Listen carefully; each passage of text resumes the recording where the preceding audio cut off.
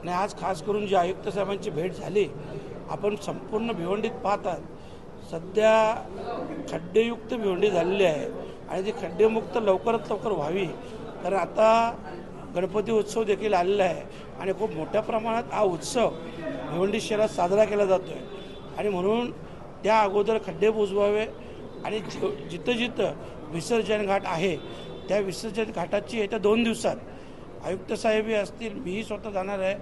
सगळ्या विसर्जन घाटाची पाणी देखील करणार आहे आणि तिथं जी काय प्रॉब्लेम्स असतील ते लवकरात लवकर सॉल्व करून आणि गणपती राजाच्या आगमनासाठी एक चांगले रस्ते म्हणजे खड्डेमुक्त व्हावे अशा प्रकारची चर्चा मी आयुक्त साहेबांशी केली.